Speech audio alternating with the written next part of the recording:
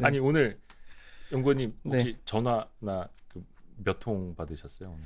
오늘 좀 많이 받았던 것 같아요. 아 네. 오늘 거의 뭐 애널리스트 하고 나서 제일 바빴던 정신없던 날 아닌가요? 거의 뭐 비슷했던 것 같습니다. 네. 예. 오늘 KTB 투자증권에서 이 뒤에 배너 있죠? KTB 투자증권에서 인터넷 게임 업종 담당하고 있는 김진구 연구원 나오셨습니다. 어서 오십시오. 네, 안녕하십니까. 네. 오늘 아주 나를 제대로 만나셨습니다. 아, 오늘 많은 분들이 네이버, 카카오 또 네. NC소프트까지 많이들 이제 기다리고 계시는데 네. 사실은 오늘 그 건설 섹터 라진성 연구원이 나오기로 한 맞습니다. 날이었는데 네, 그 밀접 접촉자로 분류가 돼가지고 맞습니다. 지금 이제 재택 근무하고 있더라고요. 네, 그래서 이제 대신 이제 바꿨는데 네, 제가 급하게. 한 2, 3일 전에 네, 교체를 이제 결정을 했는데 오늘이 어떻게 네이버, 카카오가 이렇게 됐네요. 그러게요. 이게 참 아이러니한, 공교롭게도 또 이렇게. 아, 저희 입장에서 네. 빨리 대응해 드릴 수 있어서 그나마 조금 낫기는 한데 네, 일단은 많은 분들이 걱정을 하시니까 오늘의 이슈가 네, 얼마나 큰 건지 네. 펀더멘털에 얼마나 영향을 줄지에 대한 본론으로 바로 들어갈까요? 네, 솔직히 펀더멘털에 대한 영향이 없을 수도 있습니다. 아 그래요? 예, 단기적으로 놓고 보면. 오. 그러니까 이번에 이제 금융위 쪽에서 네. 나온 금소법 관련된 이제 규제 사항들을 좀 보면은 일단 그건 일단 이제 금융 크게- 상품 판매에 그렇죠. 대한 거. 근데 이제 중개, 소비자를 보호하는 관점에서 놓고 보면 어떻게 놓고 보면 합리적인 조치일 수는 있습니다. 네. 뭐 예를 들면 이게 단순 광고가 아니라 판매자하고 이제 플랫폼 사이에서 이게 중개 행위에 해당한다는 부분을 네. 명확하게 이제 인지를 하고 그러면은 이 과정에서 뭐 예를 들면 뭐 A라는 보험 상품이 있다. 네. 그러면 이게 A라는 뭐 B라는 플랫폼의 상품이 아니라 실제로 그 연결돼 있는 C라는 판매자로부터 구매를 하는 거다. 네. 이런 거를 명확하게 소비자 알 권리에 대한 부분을 이제 전달을 해주려고 하는 의도에서 이제 출발을 한 건데요. 네, 네, 네. 그래서 지금의 이제 이슈는 크게 두 가지입니다. 일단은 라이선스를 확보를 해야 되는 부분. 네.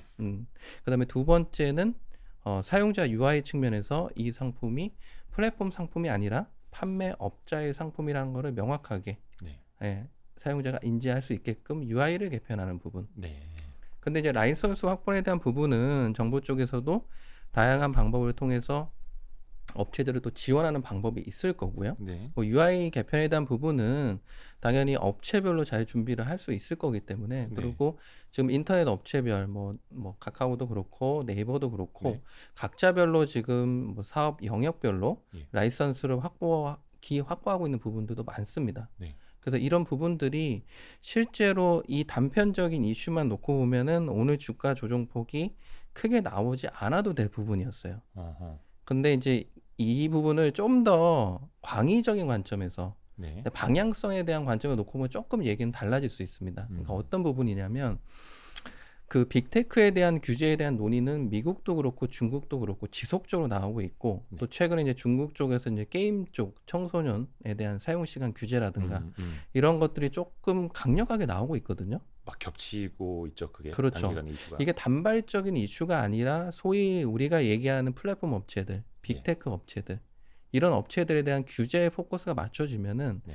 그게 어떤 이슈에 대해서 끝이는 게 아니라 추가적으로 다른 이슈로 확장될 수 있는 여지들. 꼬리에 꼬리를 그렇죠. 물고 저기에서 규제 내니 우리도 정책 하나 들고 나가고. 그렇죠. 예. 그러니까 이제 그것도 이제 우리나라도 그게 비슷하게 갈 수 있는 공산이 있다는 얘기입니다. 그러니까 지금 테크핀 쪽에서 규제가 나왔지만 네. 이게 또 테크핀 쪽에서 또 다른 규제로 연결될 수 있는 리스크도 있을 수도 있고 그게 어떤 부분인지 모르겠지만 그러니까 지금까지 이제 좀 플로우를 보면은 작년부터 지금 뭐 현재까지 정부가 테크빈 업체들이나 이런 쪽을 상당히 지원을 많이 해줬어요. 네. 어차피 육성을 해야 되고 예. 중국에 비하면 뭐 엔트그룹이나 이런 거에 비하면은 우리나라의 테크핀 도입률이나 수준 자체는 좀 많이 낮거든요. 네. 이제 도입 수준이기 때문에 여기서 이거를 좀 육성을 시켜보겠다. 나름의 정부가 의지를 가지고 많이 지원을 해줬어요. 네. 그러다 보니까 기존 금융 업체들하고의 약간의 이제 좀 뭐라고 해야 될까요? 불평등. 그러니까 그거는 이제 기존 어떤 그 금융기관 쪽에서 좀 어필을 하는 부분이고. 네. 근데 이제 그런 것들을 조금 감수하면서라도 이제 테크핀 쪽에 대한 지원은 상당히 꽤 오랫동안 지속이 되어 왔습니다. 근데 이제 그 방향성 자체가 이제는 무조건적인 지원보다는 일종의 규제라는 버퍼를 달고 좀 공평하게 나름 합리적인 어떤 기준을 세워보겠다는 방향성의 변화가 있다는 거죠. 그러면 이 방향성의 변화가 있다는 게 지금 아까 제가 말씀드린 금속본 관련된 네. 어떤 라이선스 금융 소비자 확보라든가 보호법. 네 예. 맞습니다. UI 개편 음. 여기서 과연 그칠 것이냐 네. 그러지 않을 수도 있다는 거죠. 추가적으로 다른 규제들도 더 나올 수도 있을 거고 네. 그리고 이게 비단 테크핀 쪽뿐만 아니라 우리가 소위 얘기하는 플랫폼에 대한 기능들이 뭐 커머스도 있을 수 있고 아니면 뭐 모빌리티라든가 기타 뭐 배달 뭐 내지는 소위 소비자하고 그다음에 셀러들을 판매자를 연결시키는 가교 역할을 하는 플랫폼에 관련된 모든 사업에 대한 규제 리스크가 조금 광범위하게 확대될 수 있는 리스크도 있습니다. 근데 이거를 지금 우리가 좀 예단하기는 좀 어렵거든요. 하지만 그렇죠. 오늘 주가 조정폭이 컸던 거는 네. 선제적으로 그것까지. 그런 광범위한 인터넷 기업에 대한 규제가 나올 수 있는 리스크가 있지 않을까라고 네. 투자분들이 많이 우려를 하셔서 네. 매도세가 강하게 나온 결과 주가가 오늘 네이버 카카오 모두 큰 폭의 조정을 겪었다라고 이렇게 좀 정리해서 말씀을 드릴 수 있을 것 같습니다. 그렇구나.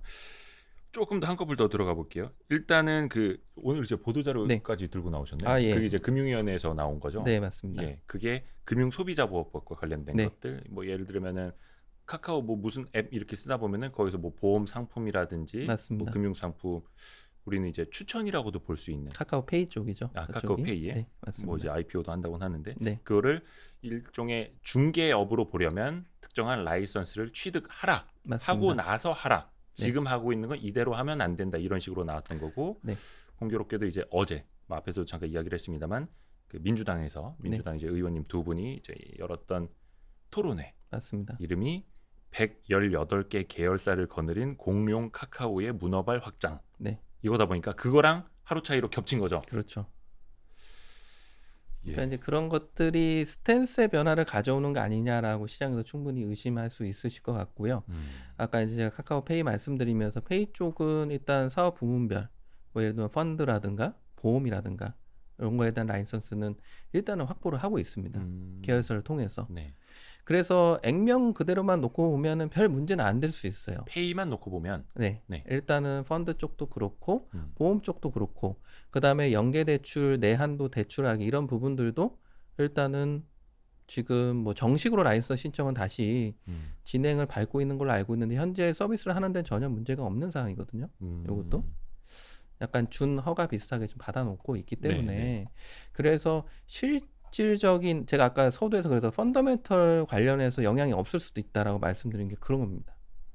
이게 어느 정도 대비가 돼 있는 상태이기 때문에 액면 그대로의 어떤 규제만 놓고 본다면은 이게 손익이라든가 예를 들면 회사가 특정 사업을 접어야 된다던가 뭐 이런 걸로 더 번지지 않을 가능성이 꽤 높다는 거죠. 다만 단편적으로 이 규제만 보는 게 아니라 시작은 그렇죠. 좀 더 좀 예측하지 못하는 범위까지 확대될 여지가 있지 않을까. 이런 걸로 좀 우려를 하고 계신 거죠. 시장이 제일 싫어하는 게 불확실성이고 불확실성이죠. 이제 시작 아니냐. 그렇죠. 저기서 이제 선생님이 몽둥이 딱 꺼내셨는데 네. 저게 이제 한 대짜리인지 10대짜리인지 그렇죠. 또 운동장까지 이제 가방 메고 돌아야 되는 거 아닌지도 이제 모르겠고. 네. 그래서 적절한 이제 좀 표현이시네요. 예. 어떻게 보면은. 네. 저도 어릴 적에 좀 많이 네. 맞아봐가지고. 별 말씀. 이게 그래서 참 어렵습니다. 왜냐면은 우리 이제 애널리스트 분하고 이야기를 하고는 있습니다만 정확히 애널리스트 분들은 펀더멘털을 분석하시는 분들이다 그렇죠. 보니까 그런 분들한테 센티멘털에 대해서 알려달라. 수급 상황에 대해서 이게 어떤 영향일 것 같냐 막 이렇게 얘기하다 보면은 또 어떤 까칠한 분들은 되게 싫어하세요 그런 거. 아니 근데 뭐 주가 영향도가 워낙에 또 변수가 많으니까 예, 그래서 당연히 그것도 같이 또 필요하면 봐야 설명을, 되는 거고. 해드려야죠. 오호. 일단은 많은 투자자분들이 이걸 이제 막 그래서 고민을 하셔야 될 거 아니에요. 그 또 어떤 분들은 그렇게 표현하시더라고요. 이게 어느 정도 주가 뭐 내려가 있는 상황에서 터진 악재가 아니라 많이 오른 상황이다 보니까 울고 싶은 그렇죠. 데 뺨 때린다. 또 맞습니다. 차익 실현의 빌미가 된다. 이때 한번 정리 한번 해보고 가자라는 또 이게 맞습니다. 확대재 생산. 이게 이제 글로벌 피어들하고 밸류에이션을 좀 비교를 해보면 네. 국내 인터넷 업체들의 밸류에이션이 높은 건 사실입니다. 특히 미국주하고 좀 비교를 해보면. 그래서 애초에 그러니까 뭐 실적 대비 이제 주가 수준이 높다는 얘기가 되는 거죠. 그러면은 부담감이 있는 상태에서 네거티브한 이슈가 나오다 보니까 네. 주가 조정폭이 생각보다 컸던 것 같습니다. 그러니까 오히려 뭐 솔직히 지금 미국 증시도 그렇고 뭐 매크로 단에서 지금 여전히 인플레이션이라든가 금리에 대한 변수가 있는 건 사실이거든요. 그것도 그렇죠. 그러면은 그런 부분들이 추가적으로 악재로 나오게 되면은 주가 지수라든가 그리고 뭐 예를 들면 나스닥에 있는 빅테크 종목들이 조정을 받을 여지들이 솔직히 저는 있다고 보고 있는데 다만 한 가지 조금 아쉬웠던 부분은 그런 글로벌적인 전 어떤 그 빅테크에 대한 주식에 대한 조정이 나왔을 때 그 이후에 이슈가 나왔다면 네. 어느 정도 주가가 안정화 아하. 약간 이제 예상을 버퍼가 하고 그렇죠. 있는 상황에서 약간 낮아진 상황에서 이런 규제 이슈가 나왔으면은 오늘 같은 큰 조정폭은 나오지 않았을 텐데 오히려 주가가 조금 높게 형성이 돼 있다 보니까 네. 밸류에이션 부담을 이겨내지 못하고 아. 약간 주가 조정폭이 컸던 걸로 그렇게 해석을 해서 좀 말씀을 드려볼 수 있을 것 같습니다. 사실 매도 맞아본 사람이 안다고 저는 그 심정 잘 알거든요. 네. 이게 여름에 맞는 매랑 겨울에 맞는 매랑 다른 거 혹시 아세요? 겨울에 맞는 게 좀 더 힘들지 않겠습니까? 아닙니다. 반대입니다. 네. 이 여름에는 이렇게 하복이 얇아요, 바지가. 근데 네. 겨울에는 동복을 입고 그 네. 안에다가 선생님 몰래 체육복을 껴입을 수가 있어요.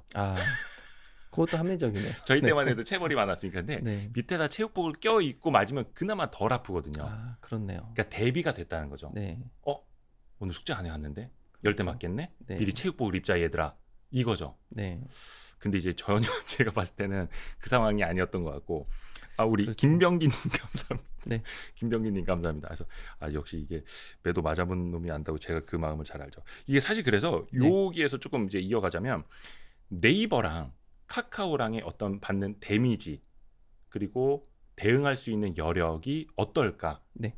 앞에서도 좀 이야기를 했습니다만 네이버는 과거에 좀 맞아봤고 정책적으로 그렇죠. 카카오는 맞아본 적이 거의 없었죠 지금까지는. 솔직히 지금까지는 되게 순탄하게 그렇죠. 해온 부분이 많았습니다. 그러면 과연 충격 흡수 능력이 좀 어떨까 비교해 보자면요. 일단 지금 테크핀 쪽에서 놓고 보면 네이버 파이낸셜이 하고 있는 주된 영역은 스마트 스토어라는 커머스 네. 이 셀러들을 대상으로 한 사업자 대출이 주력이거든요. 그러니까 지금 금융소비자보호법은 소비자 단인데 네. 이 소비자 단하고 접점을 가져갈 수 있는 뭐 예를 들면 증권 쪽에 뭐 펀드라든가 뭐 보험이라든가 카드 쪽 이거에 대한 사업의 확장성은 거의 네이버 쪽에서는 추진을 하고 있는 부분이 없습니다. 그러다 보니까 이번 나온 이슈에 대한 대응에 대한 어떤 좀 안정성이나 버퍼는 네이버가 좀 더 사업의 구조를 놓고 봤을 때 좀 더 대응을 잘 할 수 있는 부분인 것 같긴 하고 카카오페이 쪽은 이전부터 소비자 중심으로 이런 금융 서비스를 많이 좀 추진을 해왔고요. 뭐 P2P 쪽도 그렇고 그다음에 이제 아까 말씀드린 펀드나 그다음에 대출, 연계 대출 쪽, 그다음에 보험 쪽, 상품 쪽을 또 연계해서 판매하는 부분들 이런 것들을 소비자 쪽을 중심으로 접점을 많이 갖고 가져왔기 때문에 아마 이런 거에 대한 좀 뭐 지금 이제 금융위 쪽에서도 이제 보도 자료를 냈지만은 이게 완결성이 있는 어떤 구체적인 부분들이 약간은 조금씩 빠져 있거든요. 추가적인 추진 과제들도 좀 나오고 있고 하기 때문에 전체적으로 이런 어떤 사업적인 플로우는 카카오가 정부하고의 어떤 그런 좀 뭐 정책이나 이런 것들을 기준으로 좀 더 보완해서 준비를 해 나가야 되지 않을까. 물론 아까 말씀드린 뭐 라이선스 확보라든가 뭐 이런 부분들은 이제 준비가 잘 돼 있는 상황이긴 한데 전체적으로 접점이 소비자 쪽으로 많다 보니까 추가적으로 준비를 해야 될 어떤 그런 사항들도 카카오가 네이버 쪽보다는 좀 더 많을 것 같다. 그래서 주가적인 부분이나 기업 가치 측면에서 방어를 카카오 쪽에서 좀 잘 해야 될 여지가 좀 많을 것 같다라고 말씀드려볼 수 있을 것 같습니다. 우리 윤님께서 적정 주가 찾아가는 중인데 그리고 재도약하지 않을까 네이버도 산전수전 다 겪었는데 그래서 사실 산전수전 겪는 와중에는 뭐 무릎에 피도 나고 발목도 삐끗할 수도 있고 그런 과정이 있는 것 같긴 하고 근데 이제 금융 쪽 위주로 이제 말씀을 해주셨는데 일상적인 플랫폼 측면에서 보면은 어찌됐든 간에 수익을 내야 되는 게 뭐 카카오도 그렇고 예전에는 자영업자들과의 갈등이 택시나 뭐 대리운전이나 몇 개 영역에서 일어났다면 이제는 음식료 쪽도 그렇고 또 최근에 미용실 그렇죠. 예약을 거의 다 이제 카카오 네이버로 하더라고요. 네. 이제 그 미용실들이 예약은 다 네이버나 카카오로 하고 오세요 이래요. 네. 그거 안 하면 머리 못 깎아요. 제가 지난주에 그래서 머리 못 깎았는데 아, 그럴 또 말씀. 깜짝 놀. 근데 나중에 그게 곧 유료화가 될 거란 말이죠. 그럴 수 있죠. 핵심은 플랫폼을 깔아놓고 유료화를 해야 이들 회사의 수익이 생기고 펀더멘털이 좋아지는 건데 네. 정책적인 이런 불확실성 이슈로 인해서 규제로 인해서 유료화 시기가 미뤄지고 늦어질수록 이런 회사들에게는 이제 펀더멘털에 악영향이 생길 수밖에 없는 거잖아요. 그럴 수 그게 있죠. 지금 실질적인 함축적으로 오늘 부분에 있어서. 카카오와 네이버에 나타나는 것 같고 네네. 물론 이건 우리가 이제 가정을 가지고 이야기를 하는 거긴 한데 그거에 대한 염려도 좀 해야 하지 않을까 어떻습니까? 그 이제 소위 이제 그 거래액 대비 수치하는 이제 요율 자체를 이제 테이크 레이트라고 하는데 네. 그 테이크 레이트에 테이크 대한 레이트. 네, 적정 수준, 네. 네, 그거에 대한 부분을 사측이 잘 매니지를 해야 될 부분일 것 같고요.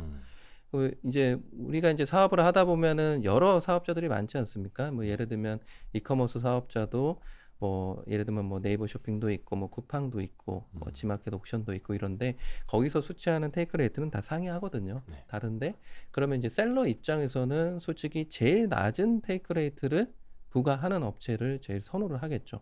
선택권이 있다면. 그렇죠. 네.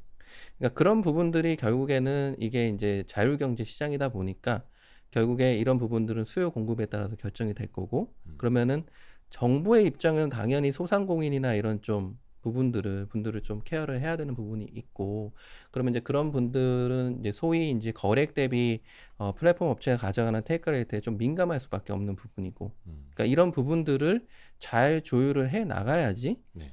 플랫폼 업체도 계속 지속 성장을 할 수 있고 네, 상생할 수 있는 기조가 마련될 것 같고요. 이게 되게 어려운 얘기거든요. 그래서 그렇죠. 단기적으로 수익을 위해서 테이크 레이트를 높인다. 이게 무조건적으로 플랫폼 업체에 좋은 건 아닙니다. 아, 그렇죠. 지속 가능성이 떨어지고 반발만 사게 되고. 그렇죠. 당장 플랫폼 업체가 돈을 벌고 있지 못한다 하더라도 네. 유저를 막대하게 끌어모아서 장기적인 수익 가치를 높여나갈 수 있는 기제를 많이 만들게 되면은 네. 투자자분들도 요즘에는 그런 것들을 잘 인지하셔가지고 장기적인 밸류를 가지고 또 투자를 하시거든요. 예. 문제는 그 어닝에 매출의 지속성이 나올 수 있는 비즈니스 모델인지 이게 제일 중요한 겁니다. 그러네요. 그러면 그게 수익에 단절이 발생하지 않으려면은 사층이나 이런 분들도 계신 분들도 전략하시는 분들도 외부의 파트너하고 제휴를 했을 때 테이크 레이트를 어느 정도 적정 수준에서 가져가야 될지를 지속적으로 논의해가지고 조정해 나가는 과정이 필요하고 그래서 이런 부분들은 되게 조심스럽게 접근을 해야 되는 거거든요. 단기적인 수익을 위해서 테이크 레이트를 무조건적으로 올려버리면 거센 반발이 요즘 사회에 좀 나올 수는 있습니다. 맞습니다. 그렇기 때문에 그런 부분들을 잘 조율하는 게 필요하지 않을까. 돈을 좀 벌긴 벌어야 되는데 네. 너무 급하게 해서도 안 되고 너무 과하게 해서도 안 되고 이게 의도했든 의도하지 않았든 결국은 공생이 되고 상생이 돼야 하니 네. 사실 플랫폼 기업의 기반은 플랫폼을 쓰는 사람들이지 않습니까? 그렇죠. 또 그걸 이용하는 사람들이 그 자영업자들이 이제 될 수도 있는 거고 자영업자들이 없으면 플랫폼 기업 자체가 이제 존재할 수 없는 거니까 그렇죠. 현명하게 그 공생 모델을 만들어 나가야겠네요. 그러니까 뭐 실례로 예를 들면 네이버 쇼핑의 경우가 이제 스마트 스토어 사업자 대상으로 셀러 대상으로 네. 부과하는 요율이 테이크 레이트가 한 2% 정도예요. 그게 낮은 건가요? 높은 낮은 건가요? 거죠. 딴 뭐 데에 비하면 낮은 조금 거죠. 경쟁 플랫폼 쪽에 높게 부과하는 쪽이 대략 하이 싱글 한 10% 가까운 수준까지 예, 단자리 수인데 좀 업체들이 높은 있습니다. 단자리 수. 물론 네이버 쪽은 좀 전략이 다릅니다. 예. 낮은 테이크 레이트를 부과해서 셀러들을 막대하게 끌어모은 다음에 네. 그럼 셀러들이 많아지게 되면은 판매하는 상품의 다양성이라든가 이런 제품의 퀄리티가 올라갈 수밖에 올라가죠. 좋아지죠. 없거든요. 그러면 당연히 가격에 대한 부분도 경쟁이 일어나기 때문에 단가도 다운되죠. 낮아지게 되고 그러면 이제 소비자 측면에는 더 많은 상품을 더 싸게 구매할 수 있는 기회가 높아지기 때문에 소비자의 유저들은 좋아지고. 더 증가하게 되고 어. 그럼 유저하고 셀러가 동시에 증가하게 되면 당연히 여기서 같이 선순환 상승하고. 효과가 예. 발생을 하게 됩니다. 그러면 셀러 입장에서는 예를 들면 네이버 쇼핑이라는 플랫폼에서 매출이 많이 발생하게 되면은 자사의 상품을 경쟁적으로 상단에 노출을 시키기 위해서 광고라는 어떤 옵션을 적극적으로 활용을 하게 됩니다. 네. 이게 즉 쇼핑 검색 광고고 그 쇼핑 검색 광고를 공격적으로 셀러들이 활용을 하게 되면 그 자체가 네이버 광고 수익으로 귀속이 되게 됩니다. 그렇죠. 이 광고 수익이 마진율이 상당히 높거든요. 맞아요. 그러니까 네이버는 전략적으로는 그 전략을 쓰게 되는 겁니다. 음. 테이크 레이트 하는 부분은 어찌됐든 물건을 팔게 되면은 의무적으로 납부를 해야 되는 부분이라 스마트폰 이제 그 검색이나 이런 기능들을 썼을 때 납부를 해야 되는 건데 그거는 최대로 배리어를 좀 낮추고 네. 레인지를 낮춤으로써 셀러들이 적극적으로 들어오고 선택권을 대신 주는 거죠. 광고에 대한 부분은 본인이 할 수도 있고 안 할 수도 있고 이런 걸 통해 가지고 상생이라는 어떤 기조로 놓고 본다면은 나름 좀 합리적인 선택을 하는 것 같다. 그리고 이제 수익이라는 부분도 도모할 수 있는 기제가 있기 때문에 이런 쪽으로 전략을 가져가는 쪽이 좀 현명하지 않을까 하나의 예로 좀 말씀을 드려봤습니다. 우리 카린정님께서 NC소프트 이야기 하셨나요? 물어보셨는데 NC소프트는 아직 안 했고요. 예, 조금만 기다려 주십시오. 그 테이크 레이트 이야기를 하셨고 너무 과하지 않게 이제 해야 한다. 그 네이버 쇼핑의 사례도 이제 말씀을 해주셨는데 한 2015년쯤이었나? 저도 그때 유통 산업 한 2년 출입을 했었거든요. 아, 네. 그때가 뭐였냐면 백화점, 대형마트, 홈쇼핑 수수료율 너무 높다 네. 하면서 정부가 막 그 공개하고 낮추려고 하고 근데 한켠에서는 인터넷 사업자들 뭐 지마켓, 옥션, 11번가 거기도 사실 수수료 이것저것 따져보면 한 35% 정도 되잖아요. 네. 그래서 그걸로도 이제 욕을 많이 먹었었고 네이버가 네이버 쇼핑 진출하고 하면서도 또 욕을 많이 먹었었고 네. 근데 기가 막히게 그 테이크 레이트의 상생 방식을 말씀하신 것처럼 찾아가더라고요. 판매 수수료를 뚝 낮춰주니까 판매자들은 좋아하고 근데 그렇죠. 광고나 페이먼트 뭐 네이버 페이 쓰도록 하면서 그렇죠. 또 여기서 수익을 또 창출을 하고 근데 저쪽에서 보면은 기존에 수수료 많이 받았던 지마켓 옥션은 또 서서히 기울어져 가고 있고 그렇죠. 그래서 이제 매물까지도 이제 이베이 코리아가 나오게 됐고 요런 모델들 그 지금은 네이버 쇼핑에 대한 셀러들의 노이즈가 그렇게 많지는 않잖아요. 많지는 않은 것 같아요. 오히려 좋은 반응들이 많아지고 있고 왜냐하면 아까 제가 말씀드렸듯이 낮은 테이크 레이트를 부과함으로써 셀러들한테 어떻게 보면은 추가적으로 수익의 기회를 주고 예. 광고라는 옵션은 선택권을 주고 그러면서 제가 아까 말씀드린 플랫폼의 선순환 효과 유저가 증가하고 셀러가 증가함으로써 거기서 셀러들이 창출할 수 있는 매출의 기회가 더 높아질 수 있는 부분 그러니까 이런 부분에 대해서 셀러분들도 판매자분들도 그걸 인지를 하고 있고 그 인지도가 많이 올라감으로써 오히려 긍정적인 사례로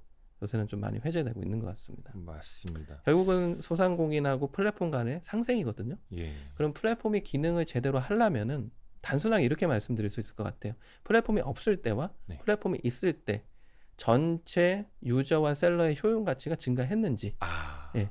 그게 증가했으면 그러니까 플랫폼에 가져가는 부분은 비용으로 치고 네네네. 그 부분을 제외하더라도 실제로 효용 가치가 발생을 했다면 그거는 플랫폼의 선순환 기능이라고 말씀을 드릴 수 있겠고 맞아요. 네, 그런 부분들은 소위 이해관계자분들이 더 잘 아시거든요. 그래서 요즘에 네이버 쇼핑 관련된 노이즈는 그렇게 많지는 않습니다. 진짜 중요하신 말씀 네. 해주셨다. 그 비용하고 이런 걸 다 합쳤을 때 효용 가치가 그렇죠. 올라가느냐, 네. 그래서 상생을 할 수 있도록 하느냐가 제일 중요한 거고, 뭐 여러 번 말하지만 네이버는 과거에 그걸 맞아봤기 때문에 그렇게 고쳤던. 사실 네이버가 안 맞습니다. 맞았으면은 네. 여론 두들겨 안 맞았으면 지금 뭐 부동산 중개업 다 하고 있을 거고, 근데 이제 두들겨 맞습니다. 맞았으니까 또 수익 낼 수 있는 다른 모델을 찾아냈던 되게 거고. 사업을 조심스럽게 네이버는 하고 있거든요. 예. 뭔가 신규 맞아봐서 그래, 사업을 맞아봐서. 진출할 때 규제가 들어올 것 같다. 예. 그리고 소상공인 관련해서 노이즈가 될 것 같다. 하면 아예 음. 진출을 안 해버리는 게 요즘 네이버의 스탠스입니다. 근데 오히려 그건 카카오는 글로벌로 다 대신 뚫었던 가려고 거고. 하고 예. 하지만 카카오는 카카오 플랫폼이라는 어떤 헤게모니를 다른 좀 비즈니스와 계속 연결을 시켜서 네. 거기서 효용 가치를 찾고자 하는 게 카카오의 전략이고 그렇죠. 지금까지는 그게 좀 소프트하게 스무드하게 잘 왔는데 이제 규제라는 포커스가 맞춰졌다 보니까 이거에 대해서 사측이 잘 대응을 해야 되지 않을까. 네, 이렇게 좀 말씀을 드려볼 수 있을 것 같습니다. 근데 이게 우리가 산업적인 측면 그리고 소비자 측면, 자영업자 측면에서 봤을 때 이제 굉장히 좋은 이야기가 됐는데 또 투자자의 관점에서 놓고 네. 보면은 사실 돈 제일 많이 버는 회사가 장땡이고 요즘 뭐 ESG 이야기 많이 합니다만은 상생보다는 독과점이 네. 제일 좋은 거고 가격 결정력이 그래서 높을수록 좋은 거고 한데 네. 이제 그거는 조금 약간 시간은 좀 걸릴 거 아니에요. 그게 네. 해소되려면은. 그렇죠. 얼마 전에도 그 카카오 투자로 큰 부를 일구신 분하고 식사를 하면서 이제 산책을 할 일이 있었는데 네. 카카오에 대해 굉장히 좋은 말씀을 하시더라고요. 근데 저는 그런 독과점이 너무 우려된다. 네. 자영업자들 다 죽어나갈 것 같다 이야기를 했는데 따지고 보면 그분은 엄청나게 이제 투자를 해서 큰 돈을 버셨고 나는 그 손가락질만 맨날 기자놈들이 하듯이 하면서 돈을 하나도 못 벌었고 그럼 뭐가 옳은 길이지? 뭐가 맞는 거지? 해서 굉장히 이제 좀 괴로웠는데 하여튼간 상생할 수 있는 그런 좋은 길을 좀 현명하게 네. 네이버 카카오가 잘 찾아갔으면 좋겠고요. 네, 카린정님이 NC 잠시 후 말씀해 주신대요. 장명규님이 웹젠도 부탁드려서 이제 네이버 카카오 이야기는 이 정도 네. 하고 넘어갈까요? 그러시죠. 네네네. 네. 자 그러면 산 넘어 산이라고. 자 NC 소프트 오늘 어떻게 됐나? 아 주가가 오늘도 많이 약간 빠져있기 때문에 아마 주가 61만 변동폭은 2천 원. 네, 좀 제한적인 61만 2천 원까지 내려왔네요. 80만 원대 중반에서. 네. 자 우리 그 린저 씨들의 공분을 사고 있는 그게 블레이드 앤 소울 2가 나오면서 맞습니다. 촉발이 됐던 거죠. 그렇죠. 일단 좀 모르시는 분들을 위해서 간단하게 그 논란을 조금 한번 정리를 간단히 해줄 수 있을까요? 일단 NC소프트라는 기업이 신작을 출시하면은 지금 모바일 기준으로 놓고 보면 일단 리니지 M, 네. 그 다음에 리니지 2M이 음. 연속해서 흥행을 했고, 네. 그리고 NC소프트의 개발력을 기준으로 놓고 봤을 때는 신작이 나오면은 무조건 성공할 수 있다라는 논리가 좀 대세였습니다. 자신감과 논리. 근데 국내 최고의 개발진을 또 확보하고 있는 회사다 보니까 네.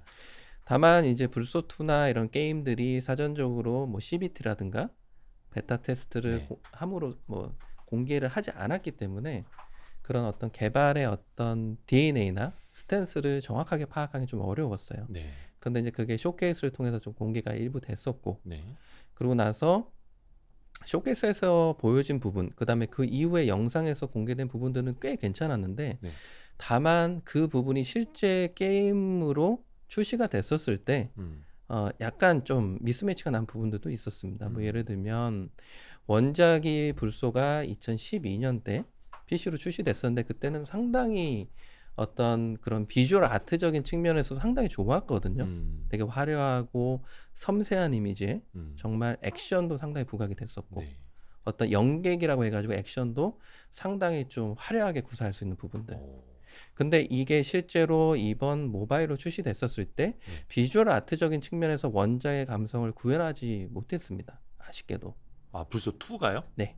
불소 1보다 네. 조금 못했던 거예요? 네. 그게 이제 불소2 관련해서 캐릭터 영상이 공개가 됐는데 그 영상이 솔직히 실제 게임에서는 구현이 못했어요. 아니 근데 그게 보통 그 게임 만들 때 쓰는 그 게임 엔진 있잖아요. 네. 제작 엔진. 그걸 비슷한 걸 쓰거나 더 나은 걸 쓰기는 하는데 그 근데 짤방 이제- 돌았었죠. 뭐 네. 여주인공 얼굴 뭐 눈썹도 없고 막 이런 것. 네. 그러니까 이제 뭐 예를 들면 뭐 표현을 하자면 네. 뭐 머리카락이 다 섬세하게 흩날리는 아. 그런 영상이 사전에 나왔다면 실제 게임 내에서는 뭔가 그런 것들이 구현이 안 되고, 떡진 머리가 나오고. 네, 뭐 예를 들면 예.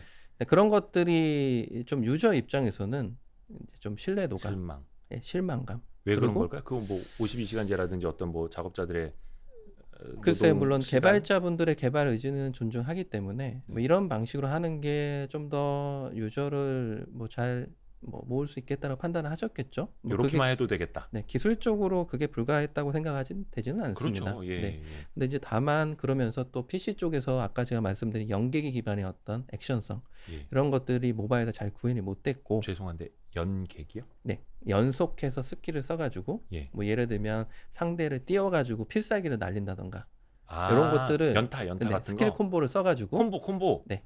아, 그러면 이제- 죄송합니다. 제가 MMORPG를 잘 안 해가지고. 아닙니다. 별 말씀을요. 예, 콤보. 그런 것들을 네. 하면서 액션의 어떤 묘미를 느꼈다면 네. 모바일 쪽에서는 그런 액션의 부분이 다소 좀 단조롭게, 아, 그러니까 이제 저희가 소위 이런 콤보 키를 활용할 수 있는 부분들이 이제 모바일이라는 어떤 한계가 있기 때문에, 예. 다만 NC소프트는 이제 퍼플이라는 PC하고 연동해서 쓸 수 있는 기능이 있는데 그 퍼플을 통해서 PC로 플레이를 하더라도 그런 연계기를 좀 화려하게 쓰는 그런 느낌이 좀 적었거든요. 네. 네, 그런 부분들이 좀 원작의 어떤 감성을 제대로 살리지 못했던 부분이 네, 크지 않았을까. 그리고 또 가장 또 중요한 부분은 네. 과금에 대한 과금이죠, 얘기를 과금. 해야 되는데, 그러니까 사실 뭐 그래픽이나 네. 뭐 약간 뭐 타격감이나 약간 그 콤보 기술이나 좀 떨어지더라도 네. 뭐 그걸 이제 정말 팬층이 많다면 이해를 해줄 수가 있을 텐데 진짜 트리거가 된 거는 과금 체계. 그렇죠. 예. 그러니까 이번에 뭐 과금 체계를 보면 솔직히 이걸 디테일하게 분석을 하면 기존 리니지 모바일 게임보다는 과금이 낮게 나온 건 맞습니다. 하지만 그래요? 네. 실제로 네. 지금 뭐 하나를 예를 들어 드리면은 네네네. 연기라는 시스템이 있거든요. 이 연기라는 시스템이 뭐냐면은 일종의 경험치를 더 많이 주는 시스템입니다. 네네네. 근데 이 리니지에서 이런 비싼 시스템이 아이나사드라는 시스템이 있어요. 네. 근데 다른 부분이 뭐냐면 아이나사드는 자기가 얻는 경험치에 비례해서 이 아이템이 소모되는 방식입니다. 그러면 내가 레벨이 높아지면 당연히 고렙 사냥터에서 사냥을 하게 되기 때문에 네. 거기서를 몬스터를 죽이게 되면은 얻게 되는 경험치가 당연히 늘어날 수밖에 없습니다. 근데 그러면은- 아이템은 점점 떨어져 가고 그러면 필요한 아이나사드는 계속 더 늘어나게 되는 구조죠.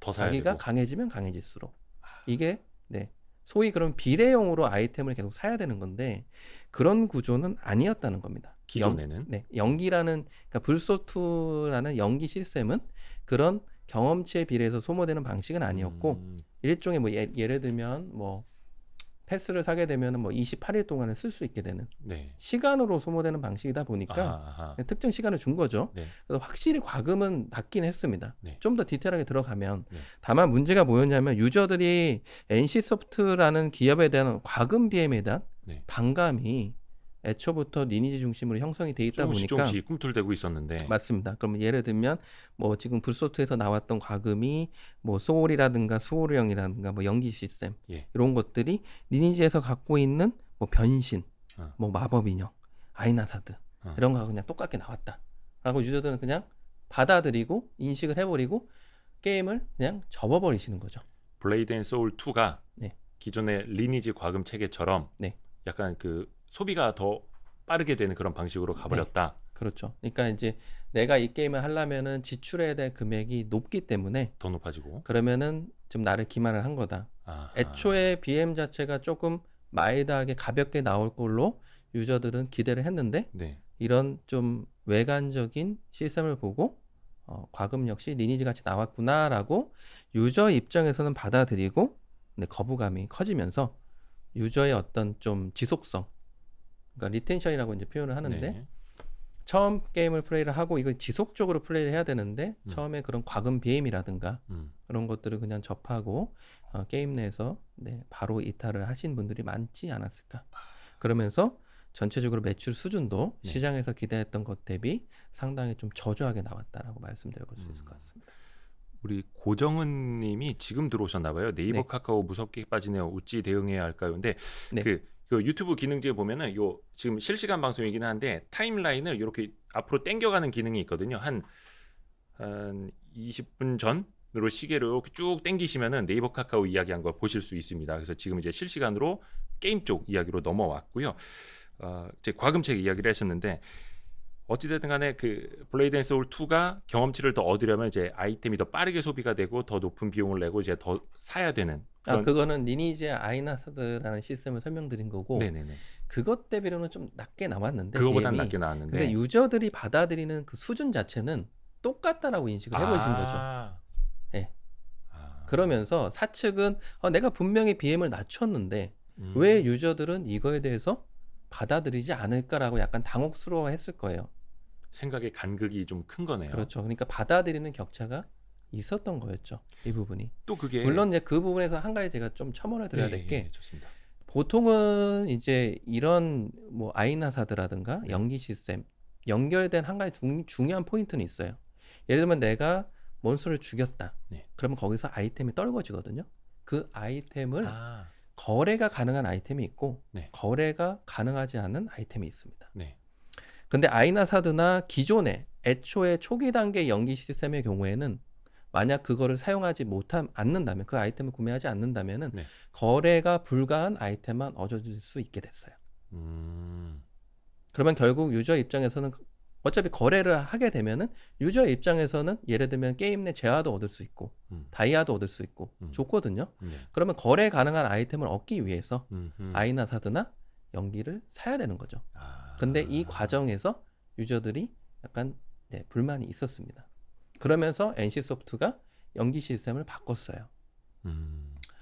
연기를 사용하는 거에 관계없이 거래 가능 아이템을 얻어질 수 있도록 그건 시스템을 최근에 최근에 방금 조정을 많이 산 했습니다. 다음에 네, 그렇죠. 예. 그러니까 그런 부분들이 사측이 예상을 하지 못했던 부분이었던 거죠. 아, 경험치 비례해가지고 소모되는 수준을 좀 조정을 해주면 유저 입장에서는 충분히 BM을 낮췄다라는 부분을 받아들일 걸로 사측은 예상을 했었을 거예요. 네. 근데 그 부분에 있어서 그러면 거래 불가 아이템의 부분은 이제 건드리지 않았는데 네. 그 부분은 사측과 결국 유저단에서의 어떤 괴리도 인식의 괴리도 결국 이런 부분들이 약간은 조금 광의적으로 놓고 본다면은 NC소프트나 이런 좀 고가금 과금을 하고 있는 게임에 대한 전체적인 사회적 분위기가 이제는 좀 바뀌는 거 아니겠냐. 그래서 과금 BM에 대한 부분도 예전처럼 무조건적으로 높여가는 부분이 아니라 네. 이제는 좀 유저를 케어를 해나가면서 점차 유저 친화적인 과금 모델이라든가 그리고 과금 모델도 중요하지만은 좀 더 창의적인 게임들 기존에 나왔던 어떤 천편일률적인 리니지식의 어떤 게임성 이런 게 아니라 정말 지금까지 NC소프트라는 게임을 유저들이 플레이했을 때 접해보지 못했던 정말 차별화된 포인트를 갖고 게임을 만들어서 시장에 런칭을 해야 유저들이 그걸 받아들이고 게임을 적극적으로 하면서 매출도 높게 기록할 수 있지 않을까. 그러니까 이런 부분들은 결국 전략적인 부분이거든요. 그러니까 사측이 이번 불소2의 나름 흥행 부진을 좀 기준을 가지고 이후에 나온 후속작에 대한 부분은 좀 더 전략적으로 차별화 포인트를 갖고 대응하는 게 필요하지 않을까. 그래야지 기업 가치도 재차 좀 우상향으로 가지 않을까. 이렇게 좀 말씀을 드려볼 수 있을 것 같습니다. 뭐 우리 김진구 연구위원님 말씀 들으면서 약간 소름이 돋는 게 아까 한 30분 전에 말씀하셨던 네이버 카카오랑 너무 오버랩이 되는 거예요. 그게 결국 그 플랫폼 기업들도 수익을 내야 하는데 상생을 하면서 수익을 내야 되는 거고 NC소프트 같은 경우에도 과금을 하면서 수익을 내야 되는데 유저들과 상생을 하면서 수익을 내야 되는 건데 네. 거기에서 한 틱 탁 달라지니까 바로 유저들이 돌변을 하게 됐고 결국은 이게 자꾸 상생 이것도 이러다 ESG까지 가겠는데. 네. 근데 여기 아톰님도 그렇고 네. 김성우님도 그렇고 이쪽 MMORPG를 잘 아시는 것 같아요. 아톰님께서 수억짜리 검 나와서 사면 한 달 뒤에 더 좋은 검이 나옴. 그리고 김성우님은 리니지 과금 체계로 출시 안 한다고 했는데 오픈하고 보니까 과금 체계 포장지만 다를 뿐 그냥 똑같았다. 그렇죠. 이렇게 하면서 좀 배신감을 네. 느끼시는 직관적인 것 부분은 같고 당연히 그렇습니다. 네. 여기서 한 가지 더 이제 나오는 게 이제 리니지 W잖아요. 네. 그게 그 월드와이드로 그렇죠. 하겠다라는 네. 건데 네. 여기 이제 이창호님이 NC는 리니지 W 나오면 어떻게 될지 안다라는 건데 리니지 W에 대한 기대감이 굉장히 원래는 컸는데 그렇죠. 이번 일을 계기로 하면서 또 떨어지게 시장에서는 기대치가 많이 낮아졌습니다. 이 게임에 대해서. 왜냐하면 그러니까 제가 아까 서두에서 말씀을 드렸는데 리니지 M과 2M을 연속 히트를 시키면서 네. NC소프트의 개발력과 그다음에 모니타이제이션, 그러니까 즉 매출로 이거를 레벨업을 시킬 수 있는 어떤 컨빅션, 그러니까 확신에 대해서 시장에서 많이 가졌는데 네. 이게 불소2의 부진을 계기로 EU 파이프라인에 대한 좀 리스크 이런 것들이 좀 부각이 된 같이 거고. 그냥 오염이 되는 거죠. 그렇죠. 그리고 리니지 W라는 게임도 기본적으로 리니지라는 IP를 모태로 하고 있기 그렇죠. 때문에 시장에서 생각하시기에는 과연 얼마나 차별화된 게임성으로 나올 수 있을까? 그리고 과금 자체도 순화를 하겠다고 하는데 불소2의 사례처럼 불소2도 사측이 과금을 많이 조정해서 낮게 가져가겠다고 얘기하고 출시한 게 이렇게 유저들한테 반감을 줬기 때문에 그러면 리니지 W도 사측의 스탠스하고 유저하고의 어떤 인식 간의 괴리가 꽤 날 수도 있는 부분이거든요. 네. 그래서 이 부분이 지금 리니지 W가 올해 연내 출시인데 시간이 좀 남아 있기 때문에 사측이 이런 부분들을 충분히 냉정하게 유저 입장에서 다시 한번 판단을 해서 과금 BM도 그렇고 물론 게임성은 당장 조정하기 좀 어려울 겁니다. 근데 과금 BM 쪽은 좀 더 신경을 써야 될 것 같고 물론 리니지 W가 갖고 있는 차별화 포인트들이 있긴 하거든요. 네. 예를 들면 뭐 국가대항전을 연상시키는 공성전을 한다는 부분이라든가 참신했는데. 그리고 약간 디아블로를 연상시키는 좀 다크한 이미지의 판타지풍의 어떤 느낌들 그리고 타격감이 좀 좋은 부분들 이런 부분들은 리니지 W가 갖고 있을 수 있는 충분한 좋은 포인트들입니다. 근데 이런 부분들을 더 살리려면은 확실히 사측이 불소2의 부진을 계기로 과금 체계를 다시 한번 좀 돌아보고 유저들한테 좀 케어를 해줄 수 있는 부분들도 많이 좀 추가하면서 뭐 당장은 수익화가 안 되더라도 이런 부분들 통해서 글로벌에서 유저를 많이 모은다면 NC소프트라는 브랜드 이미지를 알릴 수 있는 계기가 될 거기 때문에 그런 쪽으로 좀 더 집중하는 좀 계기가 되었으면 하는 좀 이제 좀 의견을 좀 드릴 수 있을 것 같고요. 맞습니다. 그러니까 네. 사람들이 블레이드 앤 소울 2에서 실망했고 속았는데 리니지 W라고 해서 우리가 믿어줘야 돼? 막 이렇게 또 이제 반감을 가지실 수도 있는 거라서 네. 써리님이 이대호 기자님은 개그가 있으면 좀 더 좋아질 듯 너무 진지하다고 써주셨는데 아유, 예. 개그 아니 사실 이거 좀 위트가 많으신 분이신데. 아니 근데 오늘 좀 네. 시장도 어둡고 네. 지금 또 네이버 카카오 NC소프트 얘기하는데 제가 네. 지금 방방 뜰 수가 없잖아요. 네, 사실 그렇죠. 앞에서 원체 김건진 부장님이 막 프랭클라 막 이러고 가셔가지고 좀 부담이 됐던 차여서 네. 예, 오늘은 조금 깔아앉았습니다. 예, 그리고 이대 기자님이 아니라 이대호 기자입니다. 예, 써리님. 제가 이대에 나오진 않았거든요. 예, 이대에서 예, 기계공학과 막 이렇게 이화여대 ROTC 이런 느낌. 어디까지 얘기했더라? 리니지 W는 근데 최근에 네. 더 딜레마가 생겼다 하더라고요. 온라인에서 도는 이야기가 이건데 리니지 W의 딜레마. 네. 첫째, 지금처럼 나오면 분명히 망한다. 둘째, 그렇다고 과금을 강하게 안 시키면 매출이 별로 안 나온다. 그리고 세 번째가 이제 와서 수정하려면 일정이 딜레이 될 가능성이 크다. 그러니까 이게 완전히 앞뒤가 완전 꼬여버린 거죠. 딜레마가. 이거 어떻게 풀어야 돼요, 그러면은? 일단은 저는 매출을 좀 희생하더라도 과금 BM을 확실히 네. 불소투처럼 노이즈가 나지 않도록 네. 조정해서 나오는 게 필요하다고 보고요. 근데 이제 이런 말씀을 좀 드리고 싶어요. 유저 입장에서 과금 BM이 낮다고 해서 지출을 안 하냐? 그건 또 아닙니다. 이게 어떤 의미냐면 정말 게임성으로 좋은 게임이 나오고 네. 내가 이 게임을 지속적으로 할 의향이 있으면 사측이 BM을 낮게 설계해도 예. 유저는 지갑을 열어서 아, 높은 지출을 하게 돼 있습니다. 결국 무조건, 제품이 네. 좋아야 하는 것처럼. 결국 게임성의 부분이 중요하고, 네. 그러니까 이거는 선택에 대한 부분이거든요. 제가 뭐 약간 얘기가 다를 수 있겠지만 아까 제가 네이버 쇼핑 얘기하면서 테이크레이트를 최대한 낮추고 광고는 선택할 수 있게끔 옵션을 준다고 표현을 드렸는데, 네. 뭐 예를 들면 이런 거죠. 뭐 이것도 그냥 예로 말씀드리는 건데 아까 연기 시스템이나 뭐 아이나사도 얘기하면서 거래 불가 아이템만 얻을 수 있게끔 설정을 해놓으면 네. 유저의 선택권이 일정 부분 제한이 되는 거거든요. 이게. 네. 그러다 보니까 유저 입장에서는 반감이 있을 수밖에 없습니다. 이런 부분에서. 네. 애초에 이런 시스템이 리니지에선 잘 먹혔고 그렇기 때문에 사측이 이런 시스템을 통해서 높은 매출을 기록을 해왔지만 세상도 바뀌게 돼 있고 세상을 살아가는 세대수도 점점 젊어지고 형평성이나 이런 부분들도 계속 중요하게 생각을 하고 있기 때문에 NC소프트 계속 그런 얘기를 하거든요. 이번에 불소프트 출시했을 때 20대를 포괄해서 연령대를 좀 커버리지를 넓히겠다. 네. 그럼 20대를 포괄을 하려면 20대가 원하는 걸 줘야 됩니다. 20대는 나름 형평성이나 어떤 좀 불합리한 부분들을 상당히 좀 경계를 하고 본인이 직접 선택해서 할 수 있는 부분들을 되게 선호를 하거든요. 네. 그러니까 그런 부분들에 있어서 과금 체계들도 선택권을 줄 수 있는 부분들 그리고 유저가 정말 좋아했을 때면 한다면은 과금 BM을 낮게 가져가도 유저들은 충분히 지출을 할 수 있다는 부분들. 그렇기 때문에 그런 부분들을 이번 계기를 통해 사측이 충분히 고려를 하지 않을까. 저는 그렇게 일단은 기대는 해보고 있습니다. 윤님께서 유료 전문가방 퇴출되고 이런 유튜브 방송이 많이 나와야 주린이들이 크게 성장될 듯 이렇게 말씀해 주셨습니다.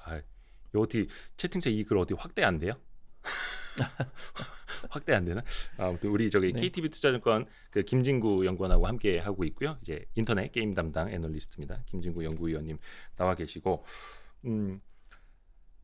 행복진아님이 리니지 W는 글로벌 과금 경쟁 게임이 될 거라 NC는 그 과금을 포기 못할 것 같아요. 그러니까 그때 쇼케이스 때도 보니까 러시아, 일본, 뭐 한국 막 거의 국기 달고 네. 싸우는 그러면 거의 세계인들이 과금 경쟁을 하도록 막 사실 그래야 회사는 돈을 더 많이 버는 거긴 한데 네. 그거를 그대로 또 가져갈 수 있을지.